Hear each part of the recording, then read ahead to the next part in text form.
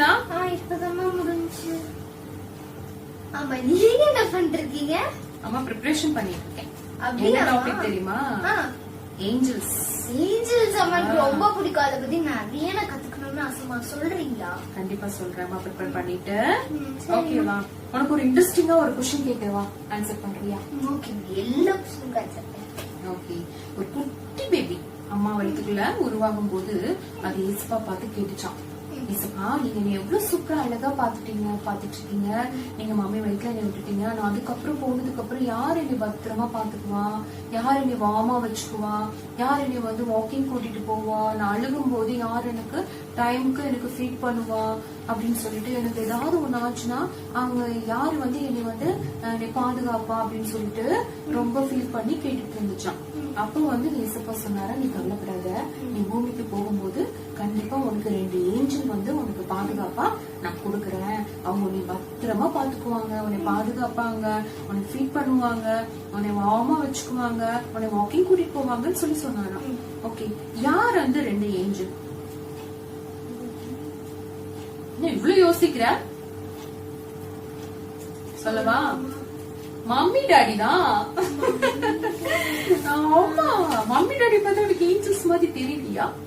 எல்லா குட்டீஸ்க்கும் mummy daddy தான் ஏசப்பா என்ன கொடுத்திருக்காரு, ஏஞ்சலா அவங்கள பாதுகாக்கிறதுக்கு, பத்திரப்படுத்துறதுக்கு, அவங்கள வந்து ஸ்கூல் கூட்டிட்டு போக, எல்லா விஷயத்துக்கும் மம்மி டாடி தான் ஏசப்பா கொடுத்திருக்காங்க. ஓகேவா Crysta?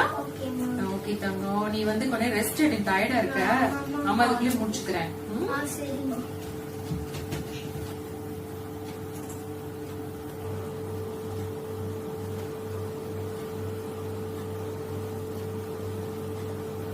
Angels we have had it on high, sweetly singing through the night, and the mountains in the blood, echoing their joy springs below.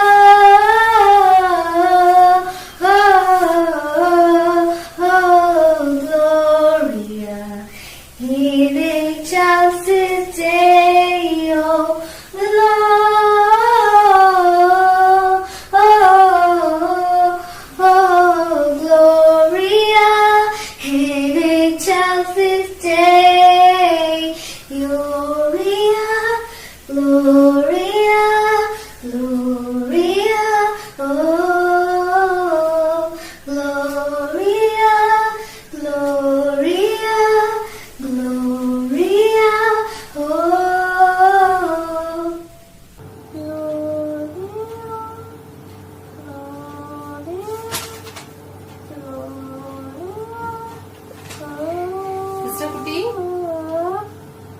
என்ன சாமி க்ளோரியா க்ளோரியா பாட்டு பாடிட்டு இருக்க? சூப்பர் கனவுமா. நீங்க தான் இப்ப ப்ரிப்பேர் பண்றீங்களே, ஏஞ்சல்ஸ் கனவு வந்துச்சு. சூப்பரா இருந்துச்சு. என்ன பண்ண ஏஞ்சல்ஸ் கனவுல? ஏஞ்சல்ஸ்லாம் பெரிய விங்ஸ்மா. அதுக்கப்புறம் மூஞ்சில பிரைட்டா சொல்ல முடியலமா. அப்புறம் அவங்க ட்ரெஸ் எல்லாமே அப்படியே சாஃப்டா அப்படியே பிரைட்டா ஒயிட்டா இருந்துச்சு. உனக்கு கனவுல காமிச்சிட்டாரு. சூப்பரா. Okay okay okay. ஏஞ்சல்ஸ் பத்தி தெரிஞ்சுக்கலாமா கிறிஸ்டா? அத சொல்லி தரட்டுமா? ஓகே, இப்ப என்னன்னா ஏசப்பா 18:10 என்ன சொல்லிருக்காரு தெரியுமா? ஒரு வசனம் இருக்கு ஏஞ்சல்ஸ் பத்தி. இந்த சிறியரில் ஒருவனையும் அற்பமாய் எண்ணாத படிக்கு எச்சரிக்கையா இருங்கள். அவர்களுக்குரிய தேவதூதர்கள் பரலோகத்திலே என் பரமபிதாவின் சமூகத்தை எப்போதும் தரிசிக்கிறார்கள் என்று உங்களுக்கு சொல்லுகிறேன் அப்படின்னு சொல்லி ஆண்டவர் வந்து சொல்லிருக்காரு. நம்மளுக்குரிய தேவதூதர்கள் வந்து பரலோகத்துக்கு போய் ஆண்டவர்கிட்ட வந்து சொல்லுவாங்களா நம்மளை பத்தி. ஏசப்பா பிள்ளையா இருந்தீங்கன்னா, நல்ல பிள்ளையா இருந்தீங்கன்னா, ஏசப்பா கிறிஸ்டா சூப்பர் பொண்ணா இருக்கு அப்படின்னு போய் ஆண்டவர்கிட்ட போய் சொல்லுவாங்க. தப்பு பண்ணாலும் ஆண்டவர்கிட்ட போய் ரொம்ப சேட் ஆயிட்டு சொல்லுவாங்களாம். ஏஞ்சல்ஸ். எனக்கு டவுட்மா, ஏஞ்சல்ஸ் யாருமா உண்டாக்குனாங்க? ஓகே, முத வந்து இந்த தூதர்கள்னா என்ன அர்த்தம் தெரியுமா? செய்தி கொண்டு வருபவர்கள் அப்படின்னு அர்த்தமா. இதான் வந்து கிரேக்கத்துல ஏஞ்சலோஸ்ன்னு சொல்றாங்க, எபிரேயத்துல மாலக் அப்படின்னு சொல்றாங்க. இவங்களை யார் படிச்சான்னா ஏசப்பா தான் இவங்களை ஃபர்ஸ்ட் படிச்சிருக்காரு. ஏசப்பாவுடைய முதல் படைப்பு இந்த ஏஞ்சல்ஸ். சோ நிறைய வெரைட்டியா படிச்சிருக்காரு. பரலோகத்துல இருக்கிறது, பூமியில இருக்கிறது, கண்ணுல பாக்குறது, பார்க்க முடியாதவங்க அப்படின்னு சொல்லிட்டு நிறைய பேரை படிச்சிருக்காரு. ஃபர்ஸ்டா இத பத்தி யோப்ல ஒரு வசனம் இருக்கு. அது 38வது அதிகாரத்துல 4 to 7 நம்ம வாசித்தோம்னா, தேவன் இந்த பூமியை படைச்ச போது தேவதூதர்கள் சந்தோஷ ஆரவாரம் செஞ்சாங்க அப்படின்னு சொல்லி ஒரு வசனமே சொல்லப்படுது. நீங்க வந்து கனவுல பார்க்கும்போது ஏஞ்சல்ஸ் எப்படி இருந்தாங்க? பிரைட்டா இருந்தாங்க. அது வந்து வசனத்துல இருக்கு. அவங்க ரூபம் எப்படி இருக்குமா? மின்னல் போல இருக்குமா? வஸ்திரம் உறைந்த மலை போல வெண்மையா இருக்குமா? ஓகேவா அப்படின்னு மத்தேயு 28ஆம் அதிகாரத்துல சொல்லப்பட்டிருக்கு. அதுக்கப்புறம் அவங்களுக்கு வெவ்வேறு ஸ்தானங்கள் இருக்கும். அவங்களுக்கு 2 சிறகுகள் இருக்கும். அவங்க வந்து வாலிபர்கள், வயதானவர்கள் அப்படின்னு இருப்பாங்க. ரொம்ப ஞானமா இருப்பாங்க, அழகுள்ளவங்களா இருப்பாங்க, வெண்ணெயை தரிச்சவங்களா இருப்பாங்க, மண்ணாவை சாப்பிடுறவங்களா இருப்பாங்க. அவங்களுடைய ஃபுட் வந்து மண்ணா அப்படின்னு சொல்லி வசனம் சொல்லுது. இதுல ஏஞ்சல்ஸ் எவ்வளவு பேர் இருப்பாங்க தெரியுமா? வெளிப்படுத்தல் விசேஷம் 5:11 பார்க்கும்போது தேவதூதர்களின் லக்கம் 10,000 10,000ஆகவும் இருந்தது அப்படின்னு சொல்லி வசனம் சொல்லுது. இப்ப 10,000 அப்படின்னு பார்த்தோம்னா கோடிக்கணக்குல தேவதூதர் இருக்காங்க. நம்ம வந்து எண்ணியே பார்க்க முடியாது, அந்த அளவுக்கு ஏஞ்சல்ஸ் வந்து இருக்கிறாங்க. அவங்க பலத்துல அதிகாரத்துல வல்லமை படைச்சவங்களா இருக்காங்க. ஆமா, அவ்வளவு ஸ்ட்ராங்கான பர்சன்ஸ், மனுஷங்களை விடவே பயங்கர பலவான்களா இருப்பாங்க அப்படின்னு சொல்லப்பட்டிருக்கு. உனக்கு தெரிஞ்ச 2 ஏஞ்சல்ஸ் பேர் சொல்லி பார்ப்போம்.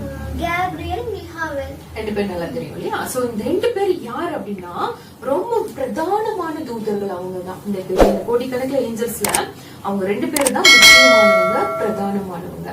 இதுல மிகாவேல் பத்தி தெரிஞ்சுக்கலாமா?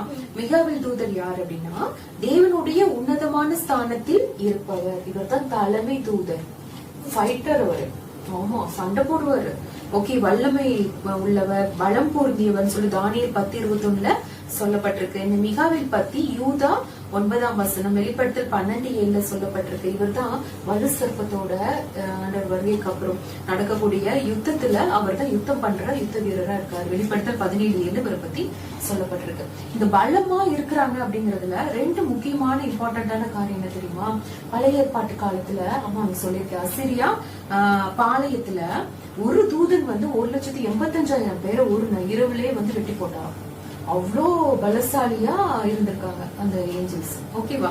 சோ அது மாதிரி ஏசப்பா உயிர் தந்ததுக்கு அப்புறம் அந்த கல்லறை வாசலை புரட்டி போட்டு அதுல வந்து அது ஒரு தூதன் வந்து இருந்திருக்கு. அவ்வளவு ஸ்ட்ராங்கான, யாராலையும் வந்து தள்ளக்கூட முடியாது.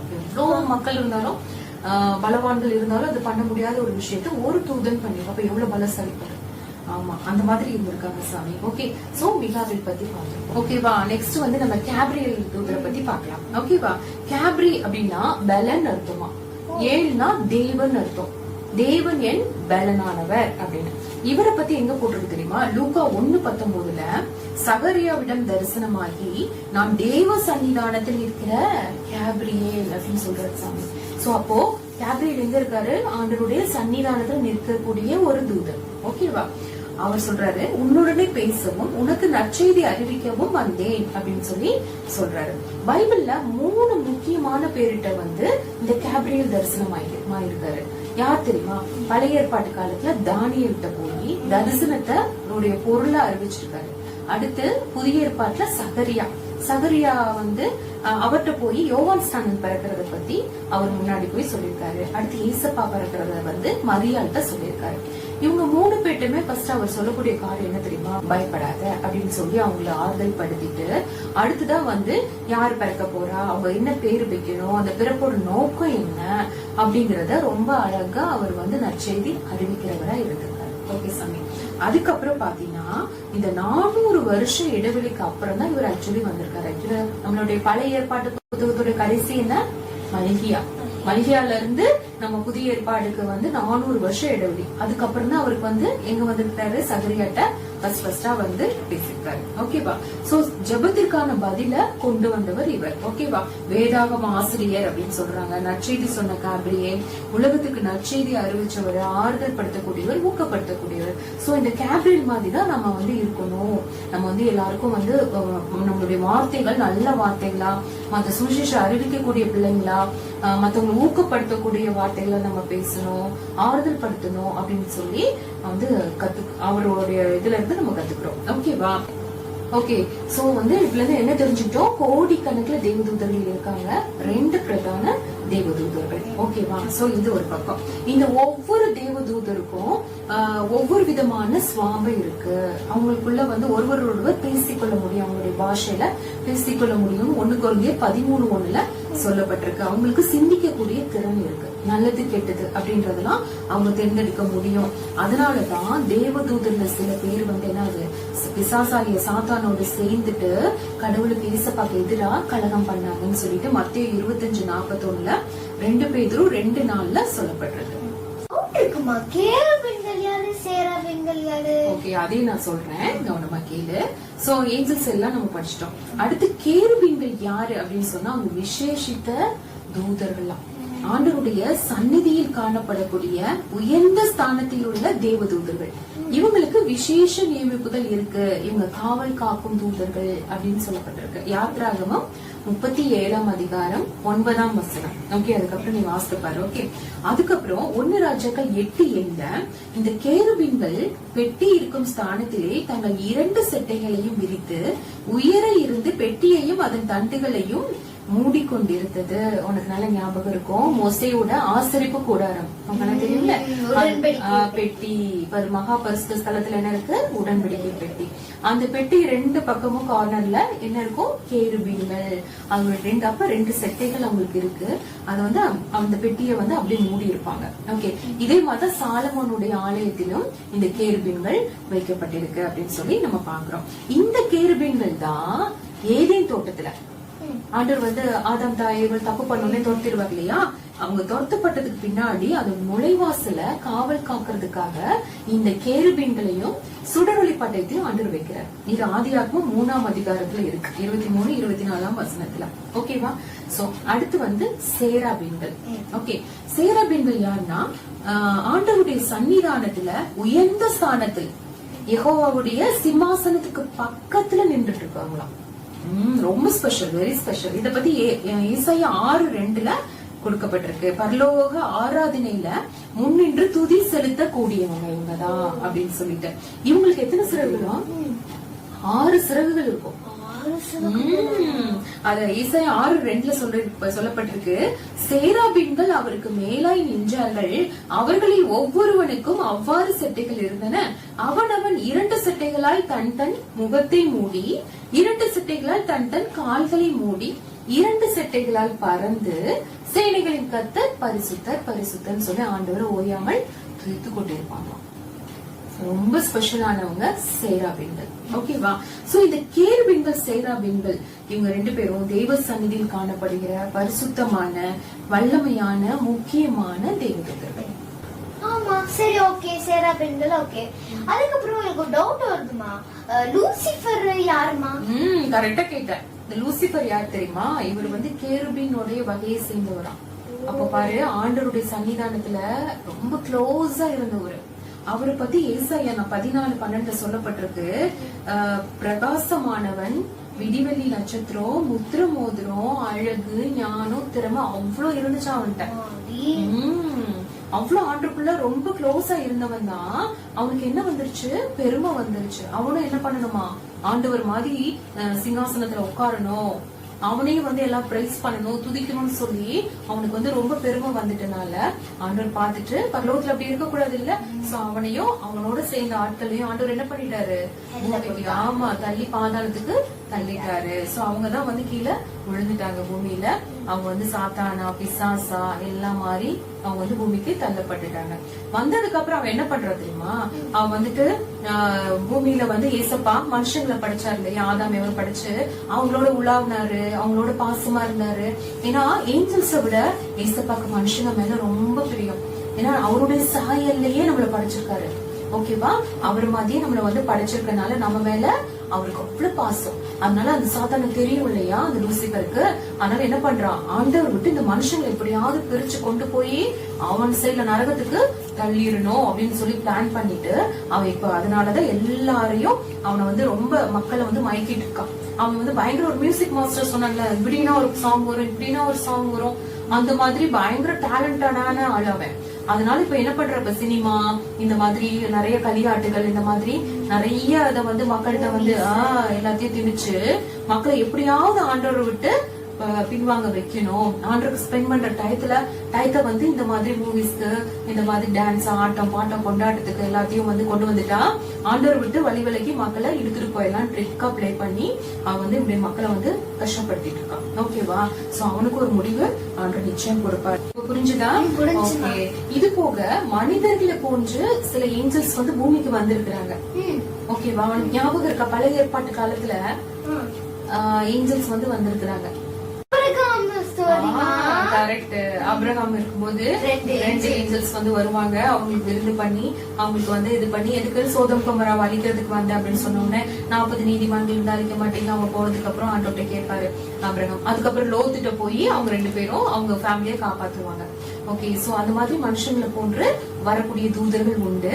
இதத்தான் பவுல் வந்து புதிய ஏற்பாட்டுல சொல்றாரு. எபிரேயர் 13:2 இந்த மாதிரி அந்நியரை உபசரிக்க மறவாதிருங்கள். சில பேர் அறியாமல் தேவதூதரையும் உபசரித்தது உண்டு அப்படின்னு சொல்லி. ஆமா, தெரியாம ஏஞ்சல்ஸ வந்து நம்ம வந்து என்ன பண்ணிடுவோமா, அவங்களை உபசரிக்க வந்து நம்மளுக்கு வாய்ப்பு இருக்கு. அதனால யாருனாலும் நம்மளுக்கு கஷ்டப்படுறவங்களுக்கு நம்ம என்ன செய்யணும், உதவி செய்யணும். சில சமயம் அவங்க ஏஞ்சல்ஸா கூட இருக்கலாம். ஆண்டவர் வந்து நம்மள டெஸ்ட் பண்றதுக்காக கூட அவங்க ஏஞ்சல்ஸா கூட வரலாம் அவங்க. ஓகேவா? அதனால நம்ம வந்து கஷ்டப்படுறவங்களுக்கு நம்ம என்ன செய்யணும், உதவி செய்யணும் அப்படின்னு சொல்லி பவுல் சொல்றாங்க. ஓகேவா? புரிஞ்சுதா? புரிஞ்சுமா. அப்புறம் எனக்கு ஒரு டவுட்மா, ஏஞ்சல்ஸ் எதுக்காக படைக்கப்பட்டாங்க? எதுக்காகனா நம்மள பாதுகாக்கிறதுக்கு, நம்ம கூடயே இருக்கிறதுக்கு ஏசப்பா அவங்கள இந்த பூமியில நம்மள பாதுகாக்கிறதுக்காக அனுப்பியிருக்காரு. ஒரு வசனம் கூட ஞாபகம் இருக்கா? சங்கீதம் 91:11 உன் வழிகளில் எல்லாம் உன்னை காக்கும்படிக்கு உனக்காக தம்முடைய தூதர்களுக்கு கட்டளை இடுவார் அப்படின்னு சொல்லி வசனம் இருக்கு. எவ்வளவு அருமையான வசனம் பாத்தியா? நம்மள பாதுகாக்கிறதுக்கு ஆண்டவர் தூதர்களுக்கு கட்டளை கொடுப்பாரு. பொண்ணு அங்க பாரு, பத்திரமா பாத்துக்கங்க, உங்களை பத்திரமா பாத்துக்கங்கன்னு சொல்லி ஒவ்வொருத்தருக்கும் தூதர்கள் ஆண்டவர் வந்து நியமிச்சிருக்காரு. உனக்கு ஒரு இது சொன்ன ஒரு இன்சிடென்ட், விக்டோரியா ராணி ஒரு ட்ரெயின்ல போகும்போது ஒரு குகைக்குள்ள போயிட்டு இருக்காங்க. போகும்போது திடீர்னு வந்து ஸ்டாப் ஆயிடுது, ட்ரெயின் வந்து நிப்பாட்டிடுறாரு டிரைவர். உடனே கூப்பிட்டு கேட்கும் போது பயந்து போய் வர்றாரு. வந்துட்டு ஏஞ்சல் முன்னாடி ஒருத்தவங்க நின்றுட்டு இருந்தாங்க மேல. அப்ப ஸ்டாப்னு சொன்னனாலதான் நான் ஸ்டாப் பண்ணேன்னு முன்னாடி போய் செக் பண்ணா அந்த குகைக்கு அந்த பக்கம் இருக்கிற ட்ராக் உடஞ்சிருந்துச்சு. நேரம் போயிருந்தாங்கன்னா எல்லாருமே இறந்திருப்பாங்க இல்லையா? சோ அந்த மாதிரி அங்கங்க ஆண்டருடைய பிள்ளைகளை ஆண்டர் பாதுகாக்கிறதுக்கு தூதர்களை அனுப்புறாரு. இன்னொரு வசனம் சொல்லப்பட்டிருக்கு சங்கீதம் 34:7 கர்த்தருடைய தூதன் அவருக்கு பயந்தவர்களை சூழ பாளையம் இறங்கி அவர்களை விடுவிக்கிறார் அப்படின்னு சொல்லிட்டு. தானியல் சிங்கக்கேபில இருக்கும்போது பாத்தியா? ஆமா, சிங்கத்தில் வாய அந்த தூதன் வந்து கட்டி போட்டாரு. எவ்வளவு பாதுகாப்பா தானியல சிங்கக்கேபில இருந்து ஆண்டவர் பாதுகாத்தாரு. சூப்பரா இருக்கும் இல்லையா? அதனால ஆண்டருடைய பிள்ளைங்களை சாத்தானுடைய கிரியில இருந்து அவங்களுடைய கஷ்டத்துல இருந்து ஆண்டவர் பாதுகாக்கிறதுக்காக இந்த ஏஞ்சல்ஸ் வச்சிருக்காரு. சோ நான் வந்து ஜெபத்துக்கு பதில அவங்க என்ன பண்ணுவாங்க, அங்க இருந்து கொண்டு வர்றவங்களா இருக்கிறாங்க நீ ப்ரே பண்றத. அதுக்கப்புறம் வந்து நம்மள வந்து பாதுகாக்கிறவங்களா, விடுவிக்கிறவங்களா, அற்புதம் செய்யறவங்களா இருக்கிறாங்க. ஓகே. பேதுரு சிறைச்சாலையில இருக்கும்போது பாத்தியா, அந்த சங்கிலினால கட்டப்பட்டிருக்கும் போது தூதன் தானே வந்து அந்த சங்கிலியை இது பண்ணி அதுக்கப்புறம் அவரை வந்து காப்பாத்தி வெளியே கொண்டு வராரு. சோ மாதிரி அற்புதம் செய்யறவங்களா, எந்நேரமும் ஆண்டவரை துதிச்சிட்டு இருக்கிறவங்களா அவங்க இருக்கிறாங்க. ஓகேவா? ஏஞ்சல்ஸ்க்கு உணர்வுகள் இருக்குமாமா? அதாவது சேடா இருக்குது இல்ல ஹாப்பியா இருக்குது அந்த மாதிரி இருக்குமா? கண்டிப்பா. ஏன்னா வந்து அவங்க வந்து நீ ரொம்ப ஆண்டர் பிள்ளையா சூப்பரா ப்ரே பண்ணிட்டு நல்லா வந்து ஆண்டருக்கு பரிசுத்தமா வாழ்ந்துன்னு வச்சுக்கோங்க, உன்னை பார்த்து கண்டிப்பா சந்தோஷப்படுவாங்க. அம்மா சொல்லிருக்காங்கல்ல, சின்ன பிள்ளைல நீ தப்பு பண்ணிட்டா அவங்க ஃபேஸ் வந்து அப்படியே சோகமாயிரும். சோகமாயி ஆண்டோட்ட பாருங்க இசுப்பா எப்படி சொன்னாலும் மம்மி சொன்னா கீழ்படிய மாட்டேங்குதுன்னு சோகமாயிருவாங்க. இதுக்கு ஒரு எக்ஸாம்பிள் நான் சொல்றேன். வசனம் இருக்கு லூக்கா 15:10 மனம் திரும்புகிற பாவி நிமித்தம் பரலோகத்தில் சந்தோஷம் உண்டாயிருக்கும். இப்ப இந்த பூமியில இசுப்பாவை ஏத்துக்கிட்டு யாராவது மனம் திரும்பி ரசிக்கப்பட்டாங்கன்னா பரலோகத்துல ஏஞ்சல்ஸ் எல்லாரும் சந்தோஷப்படுவாங்களாம். ஆமா, துக்கமா இருப்பாங்க. எப்ப தெரியுமா? அதுக்கு இயேசுப்பா ஒரு ஓமை சொன்னாரு. அது ஒரு பேரபிள் வந்து சொல்லியிருந்தாரு. அதாவது ஒரு ஆண்டவன் இருப்பான், ஒரு எஜமான் இருக்கான். அவன்கிட்ட வந்து அவனுடைய ஊழியக்கார 10,000 ரூபாய் கடன் வாங்கியிருப்பான். ஓகேவா?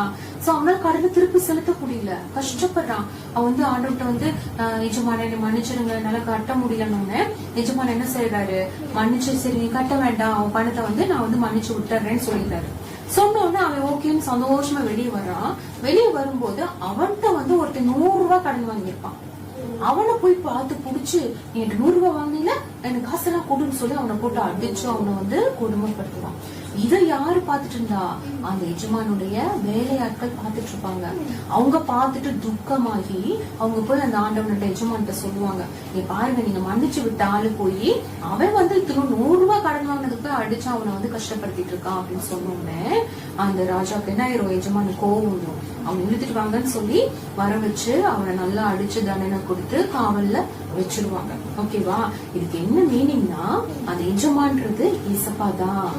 அந்த 10,000 ரூபாய் கடன் பெற்றவங்க யாரு தெரியுமா? நம்ம தான். ஓகேவா? சோ நம்ம அவ்வளவு பாவம் பண்றோம், அந்த ஏசப்பா என்ன பண்ணிடுறாரு? மன்னிச்சிடுறாரு. மன்னிச்சதுக்கு அப்புறம் நம்ம என்ன பண்றோம்? நம்மளுடைய ஃப்ரெண்ட்ஸோ நம்மளுடைய பக்கத்து வீட்லயோ யாராவது ஒரு சின்ன தப்பு பண்ணா என்ன பண்ணிடுறோம்? அதை மன்னிக்க மாட்டோம்ல. அவங்க என்ன இப்படி சொல்லிட்டாங்க, இவங்க எப்படி இப்படி சொல்லலாம் அப்படின்னு சொல்லிட்டு நம்ம என்ன பண்றோம்? குறைய எடுத்துட்டு அவங்கள வந்து முறைச்சிட்டு அவங்களோட பொறாமப்பட்டு கோபப்பட்டுட்டு மன்னிக்காம இருக்கோம். பத்தியா? இந்த மாதிரி பண்ணும்போது இந்த உடன் வேலையாட்கள் பார்த்துட்டு ஆண்டோட்ட சொன்னாங்கன்னு ஒண்ணு வருதுல. உடன் வேலையாட்கள்ன்றது யாரு தெரியுமா? அதுதான் ஏஞ்சல்ஸ். அவங்க உடனே சேடாயிருவாங்க, துக்கப்பட்டு ஏசப்பாட்ட போய் சொல்லுவாங்க, ஆமா இந்த மாதிரி அவங்க வந்து அவங்க பாவத்தை, அவங்களுடைய ஃப்ரெண்ட்ஸ் பண்ண பாவத்தை மன்னிக்க மாட்டாங்கன்னு சொல்லி ஏசப்பாட்ட போய் துக்க முகமா போய் சொல்லுவாங்களாம். புரிஞ்சா? ஏஞ்சல்ஸ் எல்லாம் வணங்குவாங்களமா? அதெல்லாம் தப்பு இல்லம்மா? கண்டிப்பா தப்பு. ஏன்னா அவங்க வந்து படைக்கப்பட்டவங்க தானே. சிருஷ்டிகர்ங்கிறது ஏசப்பா தான், ஆண்டவர் தான் அவங்களே படைச்சிருக்காரு. அப்போ படைச்ச ஆண்டவரை தான் நம்ம வணங்கணுமே தவிர ஏஞ்சல்ஸ் நம்ம என்ன பண்ணக்கூடாது? வணங்கவே கூடாது. யோவான் வந்து அவர் வந்து ஒரு தூதன்கிட்ட வந்து காலில் விழுகும் போது அவர் சொல்லுவாரு, நீ வந்து என்னை பணிந்து கொள்ளாத, தேவனை பணிந்து கொள்ளு அப்படின்னு சொல்லி சொல்லுவாரு. அதனால அவங்கள என்ன பண்ணக்கூடாது? வணங்க கூடாது. ஏன்னா தேவதூதர்கள் இயேசு கிறிஸ்துவை தொழுது கொண்டிருக்காங்க பரலோகத்துல அப்படின்னு சொல்லி எபிரேயர் 1:6 நம்ம வாசிக்கிறோம். இயேசுக்கு அந்த பூமியில இருக்கும் போது கூட 2 இடத்துல வந்து தூதர்கள் வந்து சேவை செஞ்சாங்கன்னு சொல்லி நம்ம பாக்குறோம். 40 நாள் ஃபாஸ்டிங் இருந்ததுக்கு அப்புறம் தேவதூதர்கள் வந்து பணிவிட செஞ்சாங்க. அப்புறம் வந்து அவர் சிலுவை மறிக்க போறதுக்கு முன்னாடி வந்து ஒரு தூதன் வந்து பலப்படுத்தினார் அப்படின்ட்டு அவங்க வந்து ஒரு பணிவிட ஆவிகளாதான் இந்த பூமியில இருக்காங்க. அதனால அவங்களை நம்ம என்ன பண்ணக்கூடாது? வணங்க கூடாது. ஓகேவா? அம்மா, எனக்கு ஒரு டவுட்மா. ஏஞ்சல்ஸ்க்கு எல்லா சீக்ரெட்டும் தெரியுமாமா? எல்லா சீக்ரெட்டும் தெரியாது கிறிஸ்டா. என்னன்னா அந்த விஷயம் வந்து ஒரு தெரியாத ஒரு ரகசியம் அந்த ஏஞ்சல்ஸ்ட இருக்கு. என்னன்னா தேவனை போல அவங்க எல்லாம் அறிந்தவர்கள் கிடையாது. ஆண்டவருடைய வருகைய அவங்களுக்கு எப்ப வருவாருன்றது யாருக்குமே தெரியாது. பிதா ஒருவர் தவிர யாருக்குமே இயேசப்பாவுடைய வருகை எப்ப பூமிக்கு வரப்போறாரு அப்படிங்கிறது தெரியாது. சோ இப்ப நம்ம கடைசி காலத்துல நம்ம இருக்கோம் இல்லையா? இப்ப பைபிள்ல இருக்கிற மாதிரியே எல்லா இன்சிடென்ட்டும் நடந்துட்டு இருக்கு. ஏன்னா பூமி அதிர்ச்சி வருது, கொள்ளை நோய்கள். சோ எல்லாமே வந்து நம்மளுக்கு என்ன நடக்குது? பைபிள்ல போட்ட மாதிரி பணப்பிரியர்களா இருப்பாங்க, தற்பிரியரா இருப்பாங்க, சுவாப அன்பு இல்லாம போயிடும். எல்லா பக்கத்துலயும் வந்து பயங்கர அழிவுகள் நடந்துட்டு இருக்கு. 3ல் 1 பங்கு அழியும்னு சொல்லி பைபிள்ல போட்ட மாதிரியே இப்ப என்ன நடந்துட்டு இருக்கு? பூமியில எல்லா காரியம் நடந்துட்டு இருக்கு இல்லையா? சோ இதெல்லாம் எதற்கு அடையாளமா இருக்கு? ஏசப்பாவுடைய வருகை. சோ ஃபர்ஸ்ட் என்ன வருகை அம்மா சொன்னேன்? ரகசிய வருகை. இந்த ரகசிய வருகையில நம்ம எப்படி இருப்போம்? டக்குன்னு அந்த எக்கால சத்தம் கேட்கப்படும் போது நம்ம இப்ப பேசிட்டு இருக்கோம், சடனா என்ன ஆயிருவோம்? இப்படி ஒரு செகண்ட்ல காணா போயிருவோம். அங்கங்க ஆண்டவருடைய பிள்ளைங்க இப்ப எல்லாம் நீ சூப்பரா நல்ல பிள்ளை இருந்து அந்த செகண்ட நீ தப்பு பண்ணிட்டேன்னு வச்சுக்கோங்க, அந்த நேரத்துல ஆண்டவர் என்ன பண்ணிருவாரு? விட்டுட்டு போயிருவாரு. அதனாலதான் எப்பொழுதும் நம்ம விழித்திருக்கிறவங்களா, ஜெபம் பண்றவங்களா, பரிசுத்தமா நம்ம வாழும் பொழுதுதான் இந்த ரகசிய வருகையில நம்ம என்ன பண்ண முடியும்? ஏசப்பாட்ட போக முடியும். இல்லைன்னா நம்ம கைவிடப்பட்ட நிலைமையாயிடுவோம். சோ அந்த எக்கால சத்தம் நம்ம காதுகள் சத்தம் கேட்கப்படணும்.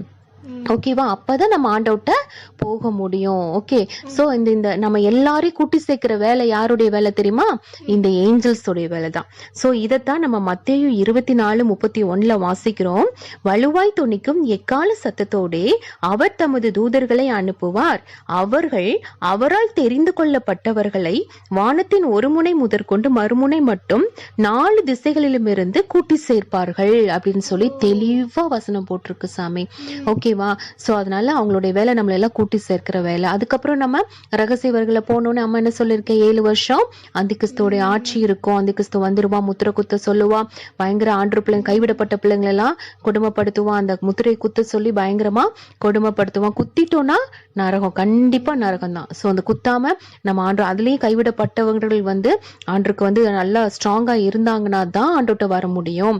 சோ அந்த 7 வருஷம் முடிஞ்சதுக்கு அப்புறம் தான் என்ன வருகை வருது, பகிரங்க வருகை. இந்த பகிரங்க வருகையில தான் வசனம் சொல்லுது, வானங்கள் மடமடவென்று சுருண்டிரும், அந்த சந்திரன் எல்லாம் நட்சத்திரங்கள் எல்லாம் பூமியில விழுந்துரும், சந்திரன் ரத்தமா மாறிடும், சூரியன் இருட்டாயிடும். அப்போ வானத்துல ஆண்டவர் என்ன பண்ணுவார், ராஜாதி ராஜாவா அவர் வந்து இந்த பூமியை வந்து நியாயத்திற்கிறதுக்காக ஆண்டவர் வருவாரு. அவர் கூட நம்மளும் தூதர்களும் எல்லாரும் சேர்ந்து மத்திய வானத்துல எல்லார் கண்களும் பார்க்குமா, எல்லாம் போய் ஒளியறதுக்கு இடம் தேடுவாங்களாம். மலைகள் குகைகள் எல்லாத்துலயும் போய் ஒளிஞ்சுக்குவாங்களா, ஐயோ பார்க்க முடியலையே, அவருடைய கண்களை பார்க்க முடியலையே, ஆண்டவரை பார்க்க முடியாம பயந்து போய் இங்க இருக்க ஜனங்கள், பிசாசனுடைய ஆளுகள் எல்லாருனாலும் என்ன தாங்க முடியாது. சோ அந்த நாட்கள் வந்து வரப்போகுது. ஓகேவா? இப்போ அந்த டைம்ல நம்ம ஏஞ்சல்ஸ் கூட வருவோம். அப்புறம் நம்ம வந்து ஆண்டவர் வந்து நியாயம் தீர்ப்பு எல்லாம் முடிச்சு அப்ப மரித்தவர்கள் அத்தனை பேர் உயிரோட எழுந்துருவாங்க. எல்லா ஜனங்களுக்கும் என்ன நடக்கும், ஜட்ஜ்மெண்ட் டே அன்னைக்கு தான். ஓகேவா? நியாய தீர்ப்பு நடக்கும். நியாய தீர்ப்பு முடிச்சதுக்கு அப்புறம் ஆண்டவர் வந்து அப்பதான் வந்து யார் யார் ஹெவனுக்கு யார் யார் ஹெல்லுக்குன்னு சொல்லி ஹெல் ஓபன் பண்ணி எல்லாரையும் சாத்தானுடைய ஆளுங்க அத்தனை பேரையும் ஹெல்ல தள்ளிட்டு ஆண்டவர் என்ன பண்ணிடுவாரு, அவர் வந்து இரும்பு சங்கிலி நாளை வச்சு பூட்டிடுவாரு, நரகத்தை வந்து சுத்தமா பூட்டிட்டு அடுத்து நம்ம ஆண்டவர் வந்து புதுசா எப்படி ஆதாம் ஏவாள் காலத்துல ஆண்டவர் நம்மளோடு கூட இருந்தாரோ அது போல 1000 வருஷம் அரசாட்சி ஏசுப்பா கூட நம்ம நித்தியமா நம்ம வாழ போறோம். ஓகேவா? ஆமா குட்டிமா. அதனாலதான் இந்த லைஃப் வந்து பெர்மனன்ட் கிடையாது.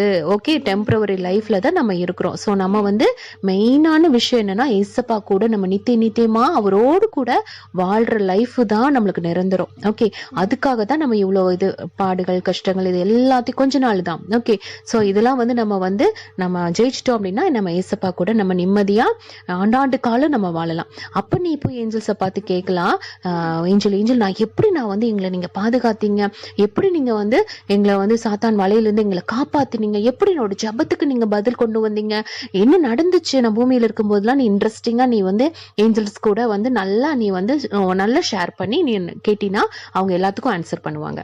அப்படியாம்மா? நான் நிறைய கேட்பேம்மா, எக்கச்சக்கமா கொஸ்டின்ஸ்லாம் இருக்குமா, நிறைய எப்படி இது பண்ணீங்க அது பண்ணி எல்லாமே கேட்பேம்மா. சூப்பர். ஓகேவா? புரிஞ்சுதா? புரிஞ்சுமா. ஓகே தங்கமே. சோ அது மாதிரி நம்ம பார்த்துட்டு இருக்க எல்லாருக்கும் ஏஞ்சல்ஸ் பத்தி ஒரு கிளியரா ஒரு ஐடியா வந்திருக்கும் அப்படின்னு சொல்லி நான் நம்புறேன். ஆண்டவர் சொல்றாரு, தேவதூதர்களை காட்டிலும் நம்மள கொஞ்சம் சிறியவனா படைச்சிருக்காரு அப்படின்னு சொல்லி வசனம் சொல்லுது.